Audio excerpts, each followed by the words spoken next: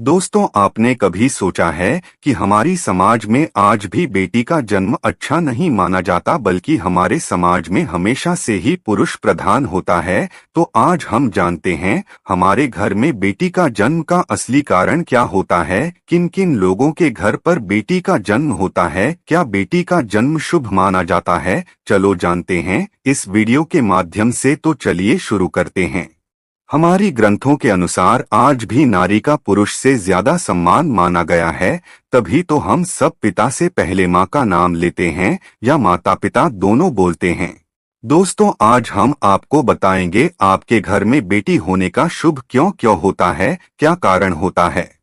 तो चलिए शुरू करते हैं। आज के प्रस्तुत दोस्तों, आज भी हम समाज में जी रहे हैं जो आज भी पुरुष प्रधान है। आज भी जब लड़की का जन्म होता है तो अधिकतर घरों में मायूसी छा जाती है। और मित्रों, यह और कुछ नहीं बल्कि हम मनुष्यों की अज्ञानता है। लड़की को बोझ समझते हैं, परंतु आपको जानकर हैरानी होगी, लड़की का जन्म हर किसी के घर में नहीं होता, बल्कि उसी के घर होता है जो भाग्यशाली होते हैं और अपने अपने पुण्य कर्म अर्जित किए होते हैं। और आज हम आपको यही बताने जा रहे हैं कि भगवान कैसे घरों को लड़की का जन्म देने के लिए चुनते हैं और वह कौन से पुण्य कर्म है जिसकी वजह से कोई भी इंसान माँ बाप बनता है।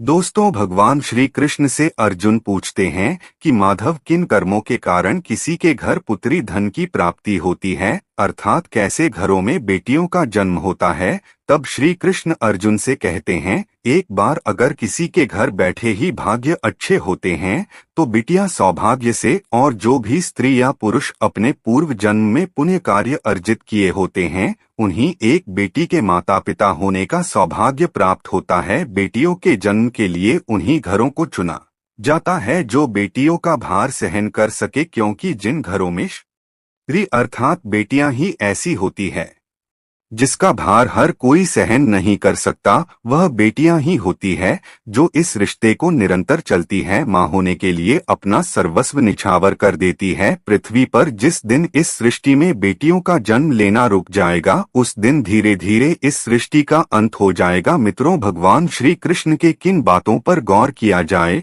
तो उनका कहा बिल्कुल सही है, क्योंकि बेटियां अगर नहीं होंगी तो किसी का भी वंश आगे नहीं बढ़ सकता। दोस्तों, आपने भी कई लोगों को कहते सुना होगा कि जिस घर में बेटी का जन्म होता है वह घर स्वर्ग के समान होता है, क्योंकि बेटा तो केवल एक कुल को रोशन करता है, बेटियां तो दो कुलों को रोशन करती हैं। माता पिता के घर वह बेटी के रूप में अपने उत्तरदायित्व का निर्वहन करती हैं, तो ससुराल आकर एक बहू के रूप में सारे कर्तव्यों का पालन करती हैं।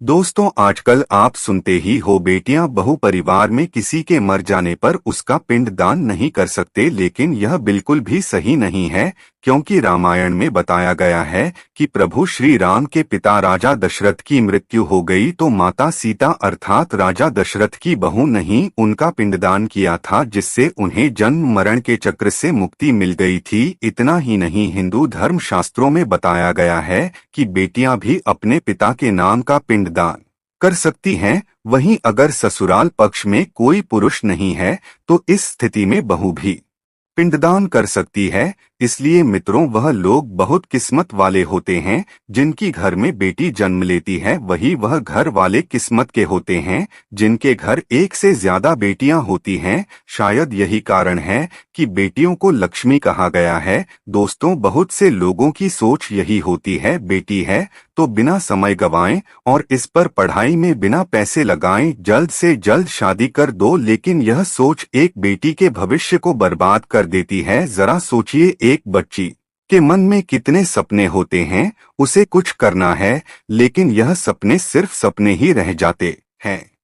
इसलिए अपनी बेटियों को सपने पूरे करने देना चाहिए, उन्हें जीवन में हर खुशी दे दो, उन्हें मिलनी चाहिए। एक बेटे से ज्यादा एक बेटी हमेशा अपने माता पिता के लिए सोचती है। माता पिता को प्यार और अपनापन बेटी ही दिखा सकती है। बेटी के जन्म को एक जश्न की तरह मनाना चाहिए। माता पिता को बेटी को हमेशा एहसास दिलाना चाहिए कितने जरूरी होती है बेटियां। मित्रों, बेटियों कभी भी बाप पर बोझ नहीं होती, वह सिर्फ अपनी और अपने परिवार की किस्मत बनाने के लिए जन्म लेती है। एक कथा के अनुसार दो मित्र लंबे समय के बाद एक दूसरे से मिले। एक दोस्त ने दूसरे से उसका हाल पूछा तो जवाब में उसने कहा कि मेरे हाल तो एकदम बढ़िया है, और हो भी क्यों ना मेरे दो बेटे जो है। तभी वह अपने दोस्त से पूछता कि तेरे घर में कितने बच्चे हैं। दोस्त खुशी के साथ बताता है कि मेरे घर में दो बेटियां हैं। उसका दोस्त भगवान का शुक्रिया अदा करता हुआ कहता है कि मैं धन्य हूँ, मेरे घर बेटियां नहीं। यह सुनकर पिता की आंखों में आंसू आ गए। तभी उसकी बेटी पिता के मित्र से कहती है, अंकल, भगवान हमेशा भाग्यवान को ही बेटी देते हैं, कभी गरीब को बेटी के रूप में माता लक्ष्मी नहीं देते। भगवान उसी को पुत्री का सुख देते हैं जिसके अंदर पालने की सामर्थ्यता होती है, जो गरीब होकर भी अपनी बेटी को पाल सकता है। एक बार स्वामी विवेकानंद वैष्णो देवी की सीढ़ियां चल रहे थे। बगल से किसान अपनी बेटी को कंधे में बिठाए चढ़ाई चल रहा था। तभी स्वामी विवेकानंद ने कहा कि बाबा, आपकी बेटी का बोझ आपको लग रहा होगा, इसको मैं उठा लेता हूँ और माता वैष्णो के दरबार तक मैं निकलता हूँ। सबके सामने स्वामी विवेकानंद से कहा कि बेटी कभी भी बाप के कंधे पर बोझ नहीं होती। बेटियां अगर बाप के कंधे पर है तो बाहर बोझ को हल्का कर देती है। दोस्तों, आज की सभी बातें जानकर आपको पता लग चुका होगा कि बेटियों का जन्म कितना शुभ माना जाता है। वह हमारे समाज में सदैव वीडियो को मान सम्मान देना चाहिए। दोस्तों, अगर आपको हमारी बातें पसंद आए तो इस चैनल को सब्सक्राइब जरूर करें।